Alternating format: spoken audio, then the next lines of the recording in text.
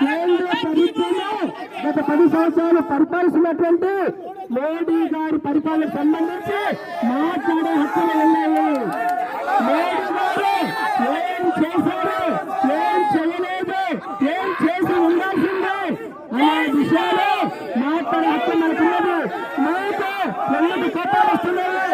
ఎందుకంటే మీకు ప్రజాస్వామ్యం మీద గౌరవం లేదు, మీకు రాజ్యాంగం మీద గౌరవం లేదు, మీకు డెమోక్రసీ మీద నమ్మకం లేదు. కాబట్టి ఈ రోజు అడ్డుకోవడానికి ప్రయత్నం చేస్తున్నారు. తెలంగాణ ప్రజలందరికీ